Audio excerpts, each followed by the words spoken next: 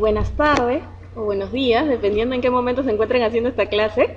Mi nombre es Mariana Ramos, soy médico epidemióloga, directora de la Unidad de Investigación y Respuesta a Brotes del NAMRU-6, que es el Centro de Investigación de Enfermedades Tropicales de la Marina de Estados Unidos.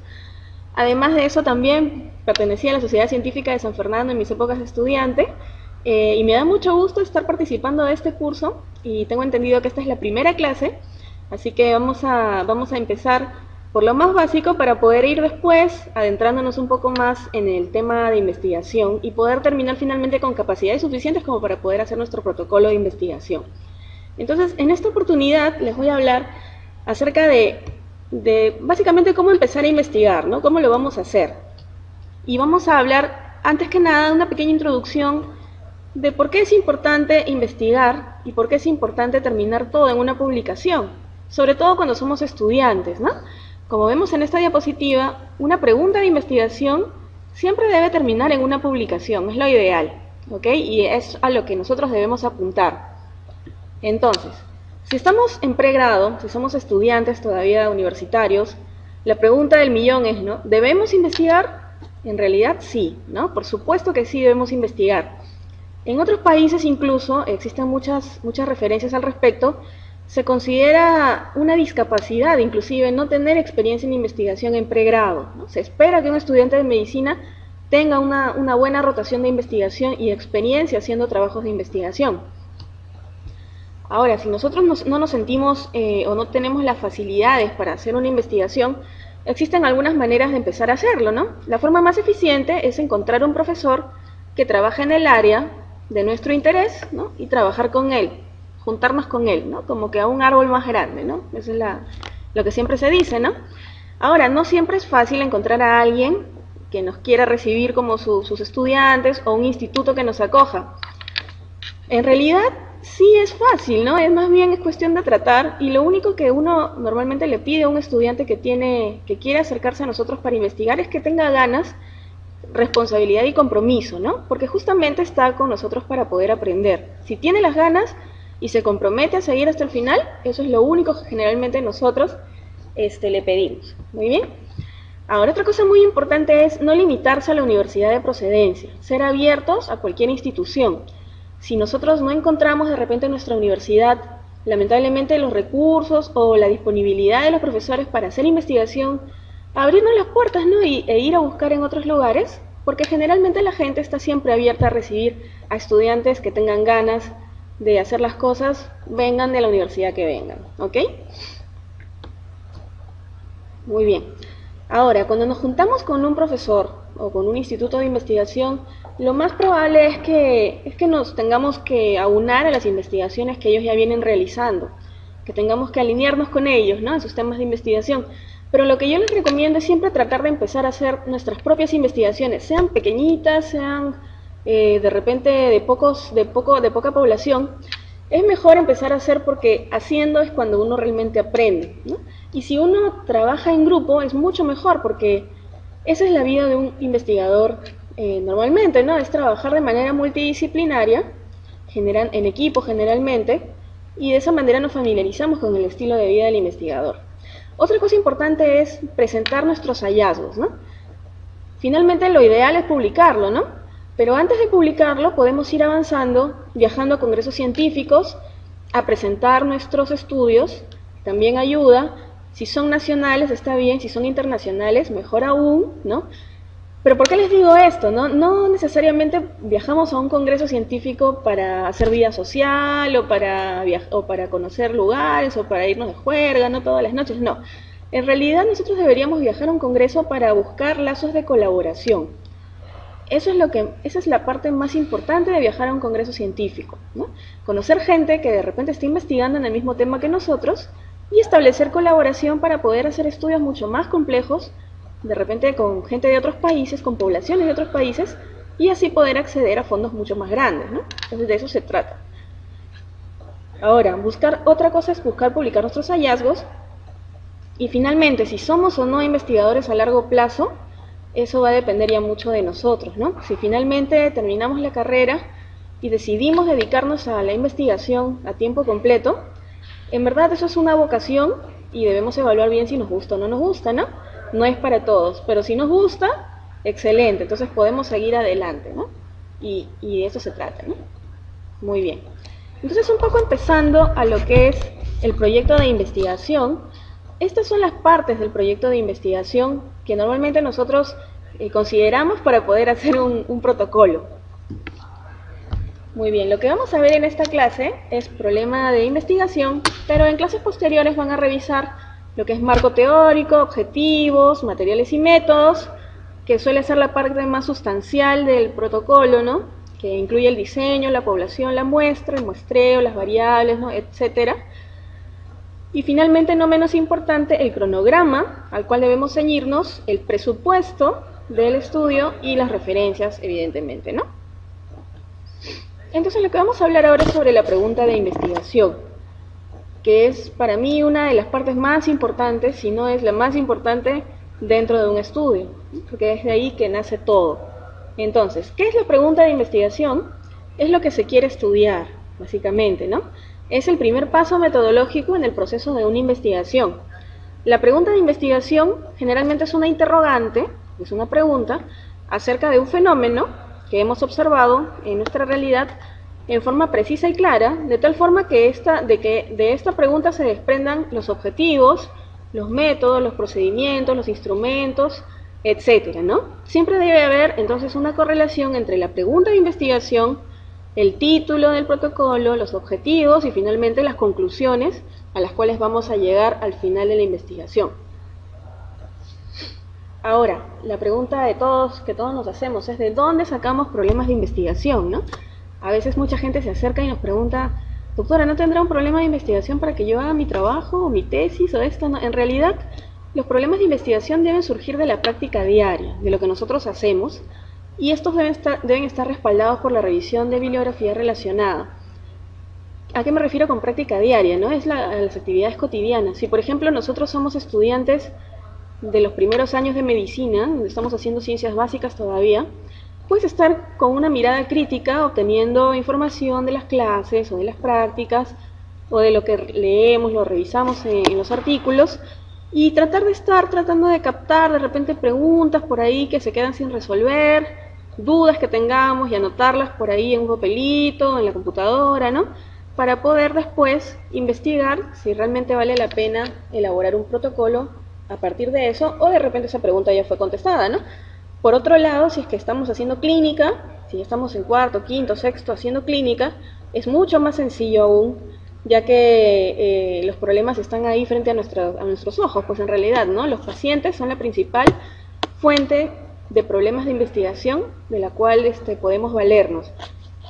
Cada paciente tiene un problema y cada día estamos planteándonos preguntas de cómo resolver sus problemas de salud. Entonces, normalmente lo que hacemos es, si es que no tenemos a la mano la información, pues revisamos información bibliográfica y si ustedes se dan cuenta de que no existe suficiente información disponible o de repente que esa información no se aplica al contexto del paciente, podemos plantear que esa pregunta sea después un protocolo de investigación y una investigación. Y entonces de eso se trata. Muy bien, algunos ejemplos de preguntas de investigación son las siguientes, ¿no? ¿Cuál es la prevalencia de cataratas en los pacientes atendidos en el servicio de oftalmología del Hospital A en el 2011, ¿no? Por ejemplo, si de repente yo estoy rotando en oftalmología en este Hospital A y veo muchos pacientes con cataratas y de pronto me pregunto, ¿no? ¿Cuál será realmente la prevalencia, la frecuencia de estos pacientes en el servicio de oftalmología, ¿no? Y puedo hacer un estudio al respecto. Si quiero ir más allá y de repente hacer un estudio analítico, planteo otro tipo de pregunta, ¿no? Buscando asociación. ¿Existe asociación entre la ingesta de multivitamínicos y la respuesta al tratamiento con SIRS en la depresión mayor? Esa es otra pregunta que se me ocurre que podríamos hacer, ¿no? Ahora, estas son preguntas hipotéticas, ¿no? No necesariamente de repente ya están respondidas, ¿no? Ahora, otra pregunta puede venir de repente de lo que observamos en nuestra vida diaria, ¿no?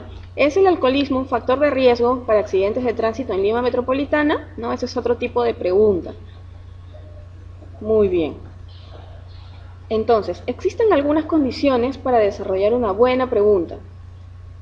Generalmente el conocimiento de salud se genera al tener preguntas factibles de ser respondidas. Para poder encontrar respuestas nuevas y útiles a problemas que aún no han sido resueltos, se necesita tener un amplio conocimiento del tema. Si no se conoce suficiente el problema, entonces no vamos a tener capacidad técnica suficiente como para poder imaginar nuevos problemas, ¿no? Por ejemplo, nuevas pruebas diagnósticas o nuevas intervenciones que pudieran ser desarrolladas.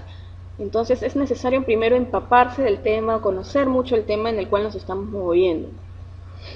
El desarrollo de la pregunta de investigación, como vemos aquí, no es una iluminación, no es un momento de que se me prendió el foquito, no. Más bien es un proceso iterativo. ¿Qué quiere decir esto? Que se debe observar la realidad y compararla con los conocimientos previos.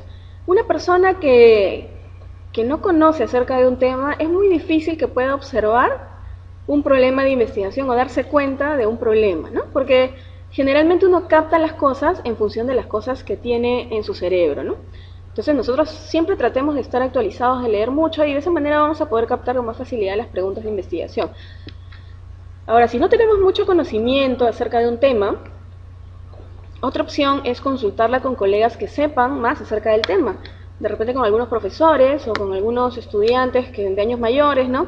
Porque siempre 2 cabezas o 3 cabezas piensan mejor que una. Y debemos perder el orgullo, ¿no? Y compartir nuestros problemas de investigación, porque siempre va a haber gente que nos quiere apoyar en eso. Otra cosa, hay que evaluar la factibilidad del problema, si es que realmente va a poder ser realizado, ¿no? Finalmente el protocolo.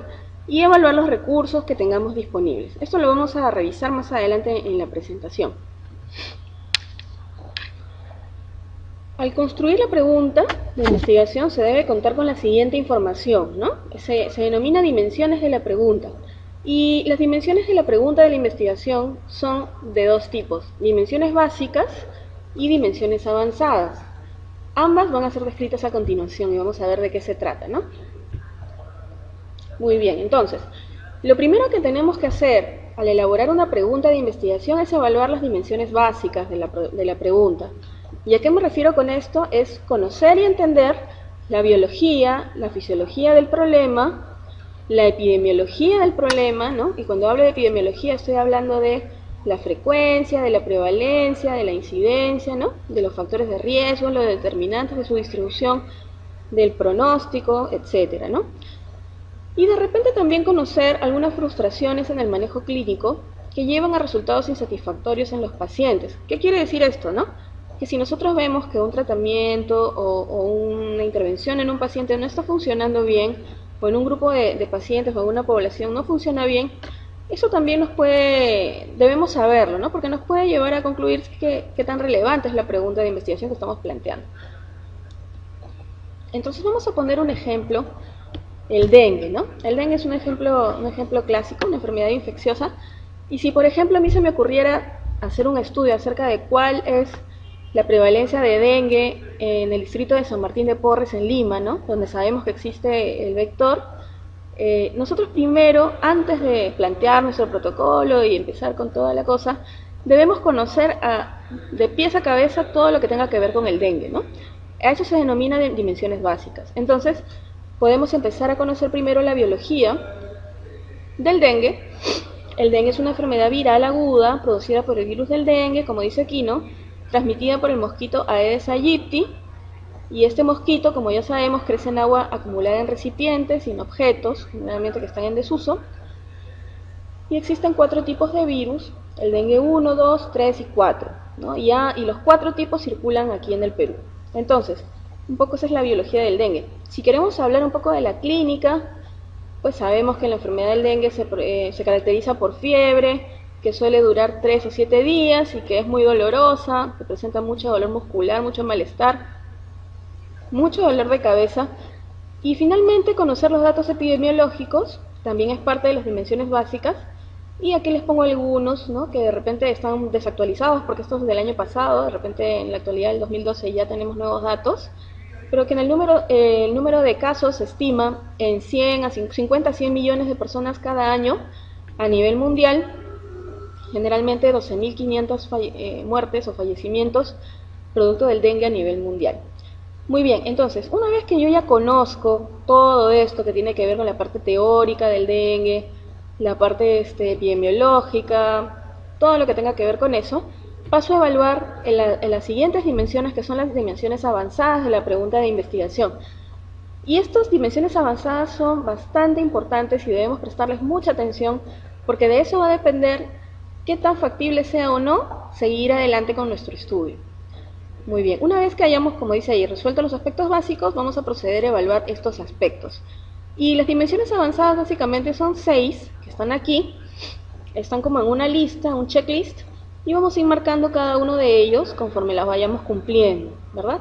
Entonces vamos a desarrollar cada uno de ellos, ¿no? Primero, ¿cuál es el estado actual de la evaluación del problema? Luego, ¿se podrá alcanzar la validez interna? ¿Se podrá alcanzar la validez externa? Es decir, ¿qué tan generalizable es el estudio? ¿Tendré capacidad suficiente para llevar a cabo el proyecto? ¿Tengo recursos para financiar el proyecto? Y finalmente, ¿cuál es el mejor balance entre la idea y la factibilidad? Vamos a ver cada uno de ellos a continuación. Empezamos por la primera pregunta, ¿no? ¿Cuál es el estado apropiado de evaluación previa del problema? Cuando hablo de evaluación previa, quiero decir qué tantos estudios existen al respecto, básicamente, ¿no? Y para poder determinar cuántos estudios o qué tanta información hay al respecto, es que debo hacer una revisión bibliográfica bastante extensa antes de poder explicar o comenzar a describir el protocolo, ¿no? Depende de qué estudios previos se han hecho en el problema que quiero investigar. Ahora, mientras menos explorado está el tema, hay más que investigar, ¿no? Y por lo tanto es más barato. ¿Y por qué les digo que es más barato investigar un tema poco explorado? En realidad es porque cuando un tema ha sido poco estudiado, se debe empezar por lo más bajo en la cadena de la investigación, es decir, por los estudios descriptivos, por los estudios de series de casos, de repente, los transversales descriptivos, y posteriormente ir pasando a los analíticos, luego a ensayos clínicos, ¿no? De ser el caso. Entonces, cada una de estas etapas, las primigenias son más baratas y las que siguen son un poco más caras, ¿no? Entonces, mientras menos está explorado el tema, es más barato empezar a investigar. Otra cosa que está en nuestro checklist, que es el segundo paso, es ¿se podrá alcanzar la validez interna? La validez interna de repente es un concepto que todavía no lo tienen porque recién estamos empezando el curso, pero probablemente en sus próximas clases van a conversar acerca de eso. La validez interna básicamente es el grado en el que el estudio evalúa lo que quiere evaluar. ¿Qué quiere decir, no? Que mido lo que realmente quiero medir. Si yo quiero medir prevalencia de depresión, debo usar una herramienta adecuada y un diseño adecuado para poder decir que esa es la prevalencia real de depresión en esa población, ¿no?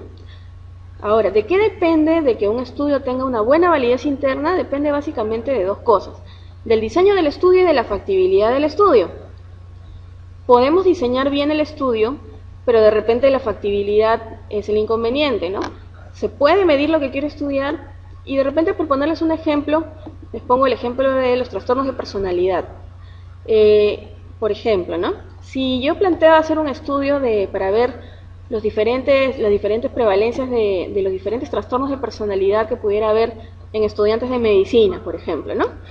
De repente escribo mi protocolo, hago un problema de investigación, un buen diseño, todo bien, excelente. Pero a la hora de ver mis variables y cómo les voy a medir, me doy cuenta de que no existe una buena escala para ser aplicada en población en el Perú, y que de repente existe una escala que está en inglés y que no ha sido validada en español. Entonces ahí tenemos un inconveniente de factibilidad, ¿no? Una persona diría, bueno, simplemente agarro la escala, la traduzco al castellano y la aplico. En realidad no es tan sencillo como eso, ¿no? Con las escalas, como son constructos, generalmente necesitan cumplir con una serie de criterios para poder decir que realmente funcionan. Entonces, al momento de traducir una escala tenemos que hacer todo un estudio de validación y evaluar si realmente mide lo que quiere medir en la población nueva en la que lo estamos aplicando en el nuevo idioma. Entonces eso va a dificultar nuestra factibilidad. Claro que siempre es bueno buscar alternativas, ¿no? Para cumplir la validez interna. Ahora, en medicina tratamos de hacer todo medible, ¿no? Nosotros medimos la presión arterial, medimos la glucosa, medimos muchos parámetros para evaluar a los pacientes. En investigación es igual, al menos en investigación cuantitativa, que es la que nosotros hacemos y más o menos es de lo que se trata este curso, debemos hacer que todo sea medible. Entonces, si se puede poner en números, nosotros lo vamos a poder analizar y lo vamos a poder después sacar conclusiones a partir de estos análisis estadísticos. Entonces, tratemos de poner todo en números en la medida que sea posible. El otro punto que debemos evaluar es si se va a lograr la validez externa. La validez interna, entonces habíamos dicho, la interna, no la anterior, era qué tanto nuestro estudio medía lo que realmente queríamos medir. Por otro lado, la validez externa es el grado en el que podemos generalizar los datos del estudio a poblaciones similares, es decir, qué tan extrapolables son nuestros resultados. Y eso es lo que generalmente cualquier persona le pregunta a uno cuando presenta un estudio de investigación, ¿no? ¿Qué tan extrapolables son tus resultados a la población en general, ¿no?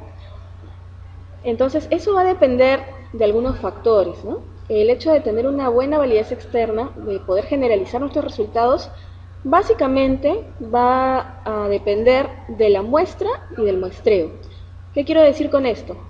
Que calculemos un buen tamaño de muestra para el número de variables que tengamos, que hagamos los ajustes necesarios, ¿no? Dependiendo del número de variables, y una vez que tengamos un buen número seleccionado, seleccionar a los sujetos de estudio al azar, de manera aleatoria, y no por conveniencia, como se suele hacer a veces, ¿no? El azar, la manera aleatoria, es la mejor manera de evitar sesgos y es generalmente la única manera de poder lograr que nuestro estudio sea extrapolable a otras poblaciones semejantes. De eso depende básicamente de la validez externa. Entonces, ¿qué pasa si, por ejemplo, un estudio tiene poca validez interna o poca validez externa? Si un estudio tiene poca validez interna, ese estudio debe detenerse. ¿Por qué? Porque es un estudio que está mal diseñado, está mal hecho, por lo tanto las conclusiones que saquemos de ese estudio probablemente sean equivocadas. Y si finalmente tomamos decisiones en función de conclusiones equivocadas, podemos cometer graves errores, ¿no? Sobre todo en el ámbito clínico. Entonces, si un estudio tiene poca validez interna, debemos detenerlo con el dolor de nuestro corazón, ¿ok? Pero si el estudio tiene poca validez externa, es decir, si no se puede extrapolar más allá de la población en la que estamos investigando, de repente sí podría continuar, porque podría aportar luces al conocimiento, a las características de esta población que estamos estudiando, a pesar de que los resultados no sean generalizables a toda la población, ¿no? Ahora, para lograr una alta validez externa, generalmente se necesita más dinero, ¿no? Cuesta más dinero. ¿Por qué cuesta más dinero? Porque, como les decía, ¿no? Necesitamos elegir un buen tamaño de muestra y hacerlo de manera aleatoria, ¿no? Entonces necesitamos entrevistar a mucha gente, necesitamos contratar más personal de repente, o invertir más tiempo, o más dinero, entonces eso puede costar un poco más. Pero eso sí, nunca deben sacrificar la validez interna por lograr una buena validez externa, ¿no? Siempre enfocarse en el diseño del estudio, que sea un buen diseño, y si es que está bien diseñado, pues tratar de hacerlo de la mejor manera posible desde el punto de vista de la muestra, del muestreo, para poder lograr una buena validez externa, ¿ok? El cuarto paso que debemos evaluar dentro de las dimensiones avanzadas es el siguiente, ¿no? ¿Tendré capacidad suficiente para llevar a cabo el proyecto? Esa es una pregunta muy interesante, ya que siempre solemos hacerla, ¿no? Nosotros siempre somos ambiciosos por tendencia natural, ¿no? Escogemos la pregunta más ambiciosa, la pregunta de investigación más grande, la más ambiciosa. Pero en los casos de investigación es mejor ser realista. Debemos ser realistas a nuestra situación actual, ¿no? Es decir, tengo tiempo, soy un estudiante de medicina que tiene muchos trabajos que hacer, tengo muchas rotaciones, tengo que estudiar mucho, tengo tiempo para llevar a cabo esta investigación tan compleja, o mejor, hago una investigación menos compleja que me permita aprender, me permita responder la pregunta sin invertir tanto tiempo, que no tengo, ¿no?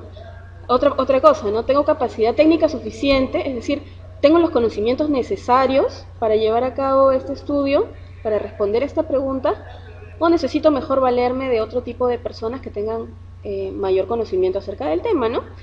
De eso se trata el tener capacidad suficiente. Y eso es algo básico que tenemos que evaluar y tenemos que ser, como dije, muy realistas al respecto. Otro punto que tenemos que evaluar, que es el punto 5 dentro de nuestro checklist, es si tengo recursos para financiar el proyecto. Y en este sentido no solo estoy hablando de dinero, sino también estoy hablando de muchos otros recursos que tienen que ver con el proyecto, ¿no? Por ejemplo, debemos considerar tiempo requerido para terminar el proyecto. ¿Tenemos tiempo para eso? el esfuerzo se va a ver compensado por los resultados a lograr. O sea, nuestro estudio es tan relevante, suficientemente relevante como para que nosotros invirtamos tiempo y esfuerzo haciéndolo, y esas conclusiones van a servir posteriormente, ¿no? Otra cosa, estoy comprometido con la idea, estoy dispuesto a renunciar al tiempo que de repente tengo para divertirme o para estudiar, y dedicarlo más bien a recoger los datos, a analizar los datos de mi investigación, ¿no? Estoy comprometido con eso. Y finalmente, ¿no? Tengo dinero, tengo recursos suficientes para hacer el estudio, y mis recursos, o de repente mi estudio, ¿le interesaría a alguna entidad financiadora? Existen muchas entidades financiadoras. Una de las más importantes es el NIH de Estados Unidos, que es el National Institutes of Health de Estados Unidos, o también está el Wellcome Trust, que es otra fuente británica. Aquí a nivel nacional también existen fondos de investigación en las universidades para alumnos de pregrado, existen fondos en el CONCITEC, existen fondos en la cooperación española, la cooperación belga, ¿no? Existen muchas opciones para poder lograr fondos para hacer nuestra investigación si es que nosotros no tenemos dinero, ¿no? Ahora, a veces uno se pone a pensar, ¿no? Y yo soy un estudiante de medicina de segundo, tercer año, ¿cómo voy a lograr convencer a una institución a que me dé dinero para hacer mi investigación? En general es a veces difícil, ¿no? Pero la mejor manera de lograrlo es juntarse con alguien que tenga experiencia, una experiencia mayor que nosotros. Generalmente puede ser un profesor, o puede ser de repente un investigador que tenga varias publicaciones en el tema, o que tenga un poco de prestigio a nivel científico, y que nos dé nada más su soporte en cuanto a su nombre, básicamente, ¿no? Que nos brinde un poco de guía y nos ayude a respaldarnos en él para poder lograr el financiamiento de una institución, ¿no?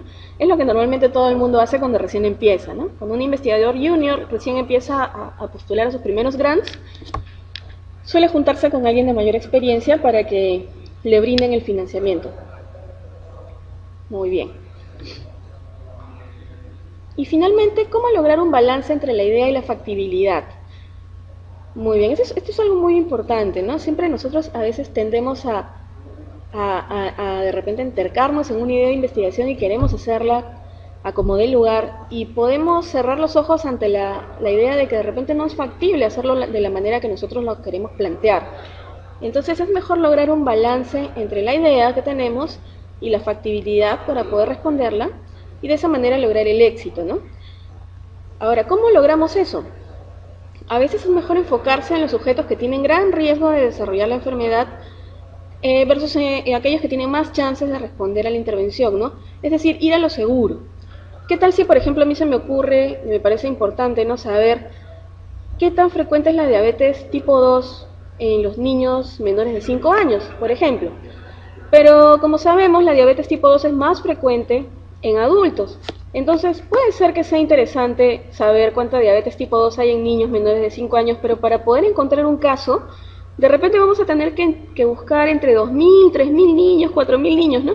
Y eso va a resultar bastante trabajoso, bastante caro, va a requerir mucho tiempo, y entonces en ese caso es mejor enfocarse en poblaciones que tienen mayor riesgo, que tienen mayor chance, e ir a lo seguro, ¿no? Entonces si sabemos que en adultos es más frecuente, de repente enfocar nuestra investigación en adultos en un principio, y cuando tengamos más experiencia en el tema y podamos obtener mayor cantidad de dinero de entidades financiadoras, regresar a nuestra pregunta primigenia y hacer nuestro estudio en niños, ¿no?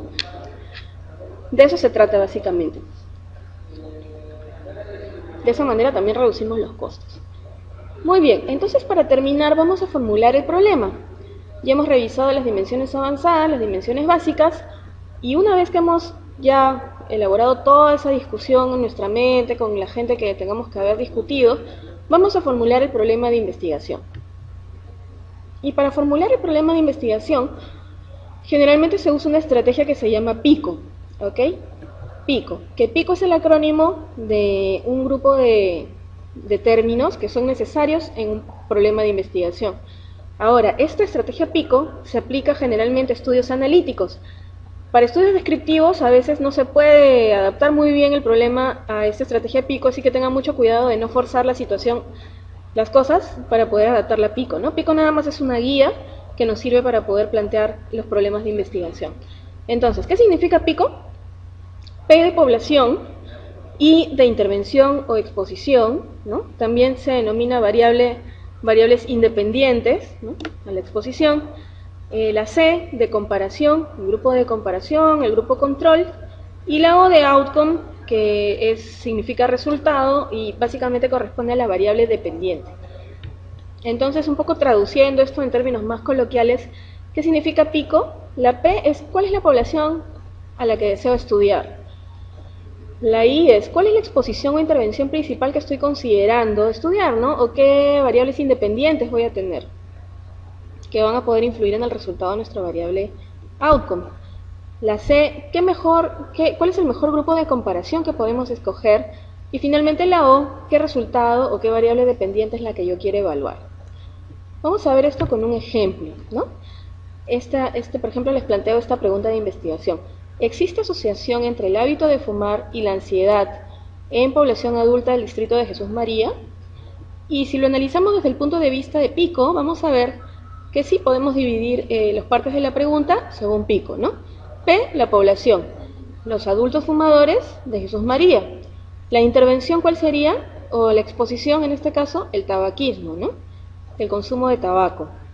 El grupo control son aquellos adultos que no fuman, que también viven en Jesús María, y la variable resultado, la variable outcome, es la ansiedad, que es finalmente nuestra variable dependiente. Muy bien, entonces, ¿cuáles son, ya en resumen, las características de una buena pregunta de investigación? Son 5 generalmente, ¿no? Primero, que ya hemos discutido bastante, que la pregunta de investigación sea factible, de ser respondida con los recursos que tenemos en ese momento. Otra, que sea interesante y que sea novedosa, que eso es importantísimo. Evitar repetir estudios que ya han sido hechos en realidades similares, simplemente por tratar de hacer el ensayo de hacer un nuevo estudio, ¿no? Nuestras preguntas deben ser novedosas. ¿Y por qué novedosas? ¿Por qué les digo esto? Esto tiene que ver mucho con la parte ética también. Porque si vamos a utilizar el tiempo de los pacientes y si vamos a utilizar de repente las muestras de algunos pacientes o su calidad de vida, ¿no?, en ese momento, esto debe tener un buen uso, debe finalmente responder una buena pregunta, ¿no? Entonces esta pregunta debe ser nueva, debe ser interesante, debe ser ética, sobre todo debe ser ética, a pesar de que sea nueva e interesante. Si no cumple los lineamientos éticos, esa pregunta no sirve, ¿no? Hay que replantearla. Y finalmente debe ser relevante, como les decía, ¿no? Relevante y debe aportar nuevo conocimiento. Entonces, espero que esta clase haya sido útil para ustedes, que hayan tenido oportunidad de quedarse con algunos conceptos importantes acerca del problema de investigación. Si tuvieran alguna duda, no duden en escribirme este correo electrónico que les dejo aquí, y yo amablemente les responderé con algunos alcances. Muchas gracias.